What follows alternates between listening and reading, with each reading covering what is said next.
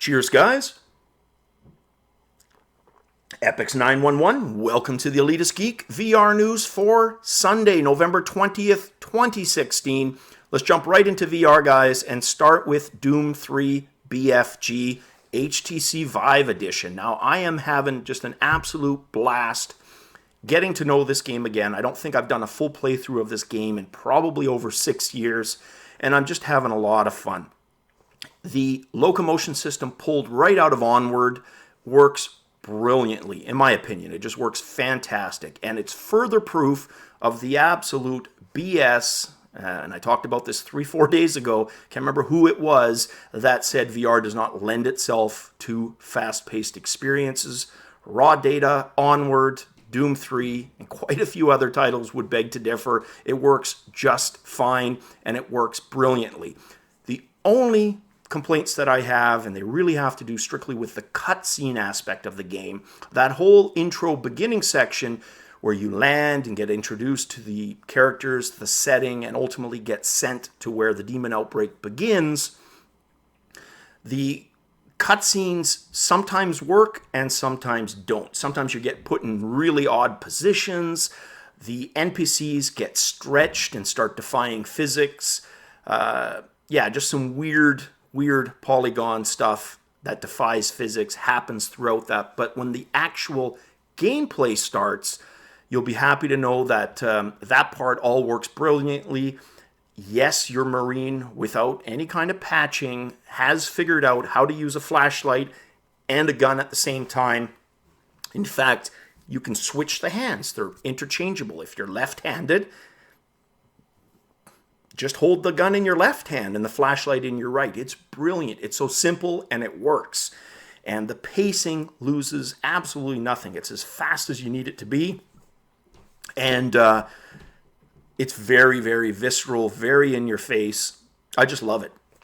Easily becoming one of my favorite VR experiences currently. It's actually had me put down Elite Dangerous, and that's saying something.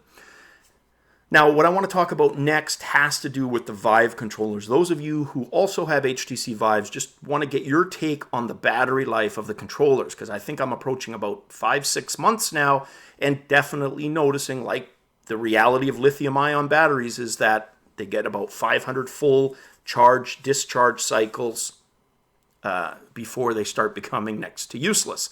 I think I'm kind of on the downward slope. I'm definitely noticing that the original 6 to 9 hours that I would get has been significantly shortened. It seems to be around 4-5 hours that I get now, if I'm lucky.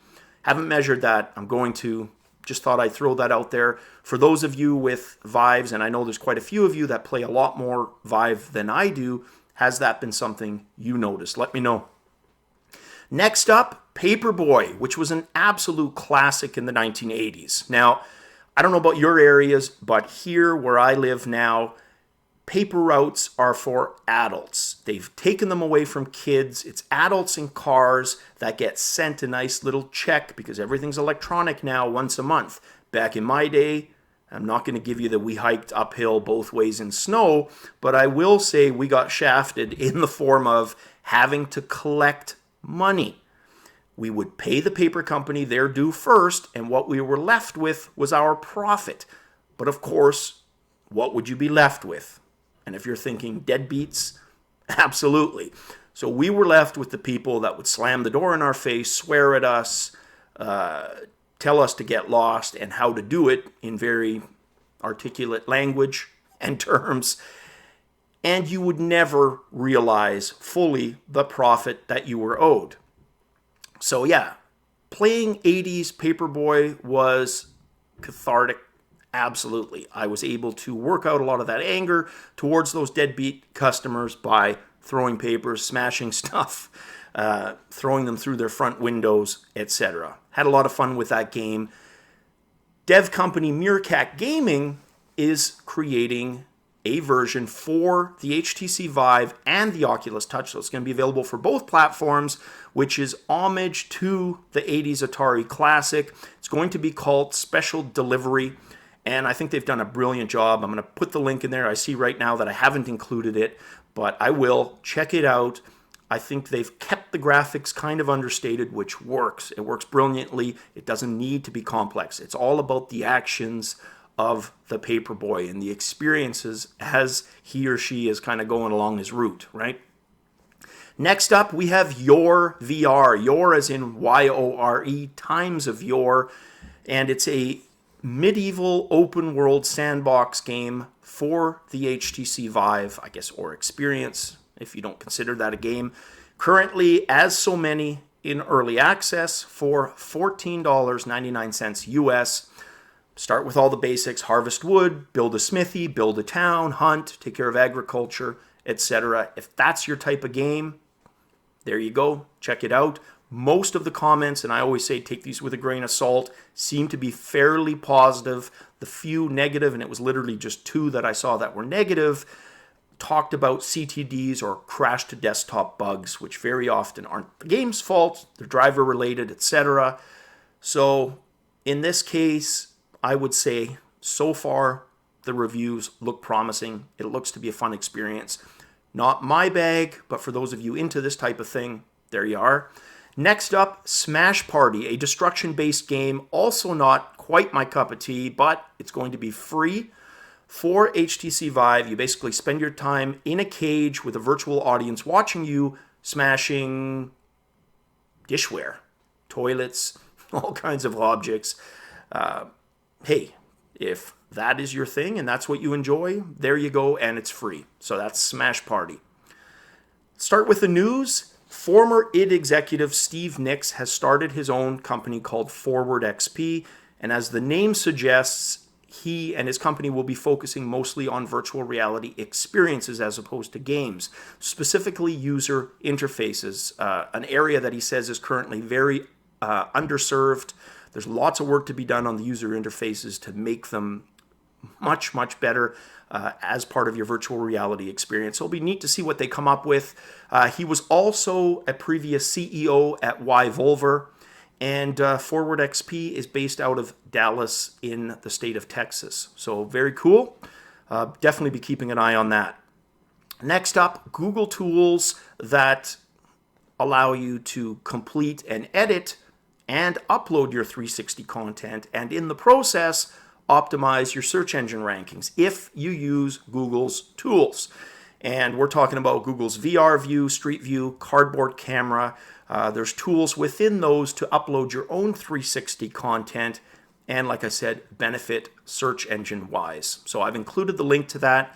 You can read a bit more into that. They explain how it assists you ranking wise and exactly what the tools can deliver. Next up, maybe a bit of a head scratcher, not a complete head scratcher, but Time Magazine has said that the PlayStation VR is the invention of the year. So it wins its Invention of the Year award. GameSpot.com, which I've not liked and not minded at times throughout its existence, has carried the article. And yeah, what are your thoughts on that? To me, I like the PlayStation. I like what they've done. They've kept it cheap by utilizing existing tools that they had at their disposal, namely the camera, the controllers. Now, at the same time, the technology suffers from said camera and controllers. The tracking is less than ideal, but certainly functional. It works. The titles have been fairly decent so far, and there's definitely a bright future ahead of it.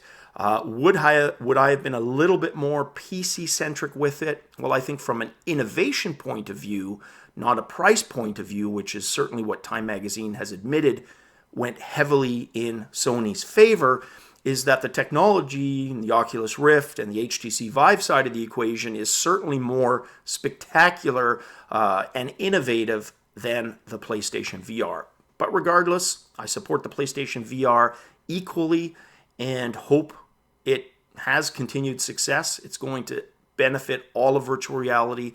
So either way, whether it's a head scratcher or not, ultimately, I suppose the fact that a VR invention got the award to start with is pretty damn cool.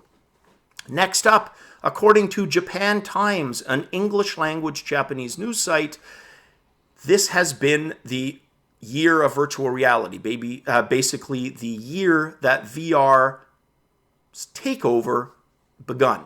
Now, that's probably going to be a bit of a Captain Obvious statement to most of us, because we've kind of been living that, regardless of which solution we've supported. Yes, for all of us, this has most certainly been the year that VR started to take over. And I think we'll all agree, look, even if we're not where we thought VR would be by the end of 2016, and we're getting really close to the end of the calendar year, I think we'll all agree it's not going anywhere. We haven't begun to tap in on the experience side, on the gaming side.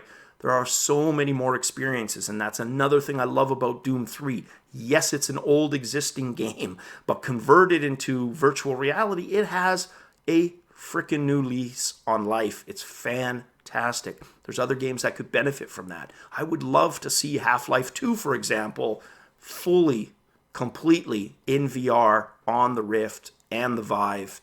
That would be fantastic. Dissecting a frog. This was the reality of a Gen X high school existence. You basically had to dissect a frog in grade 8, which was mandatory, biology in grade 8. In grade 9, it was an elective, and then you dissected a rat. And there were always people who brought the notes from home so that they didn't have to participate. Well, now Eon, the company, has released Eon, the app, for Android and Apple for children in grades 6 through 12. They can virtually dissect, and they've turned it into a competitive game. So they learn all the same parts of that frog without having to actually dissect it. And I don't personally have an issue with dissecting a dead animal. It is what it is. The animal is dead. You're learning. You're not causing any harm to that animal, again, because it's already dead, as long as it wasn't harvested for that purpose. If it was just found and collected, whatever. Now, with that said, do you lose out on the details? And I think that's where the technology steps in. Graphically, you can provide all those details with current technology. And if somebody does want to dissect and does want to enter biology, they're going to have all the opportunity to do that post-secondary in university or college, when they pursue medicine or biology at that stage. So I think that's kind of cool. I think that's a neat approach. And again, I completely envy students of the future for that kind of stuff. All right, guys, that's it for the news today. As always, cheers. Probably have that Doom up next. Cheers, and catch you guys on the VR flip side.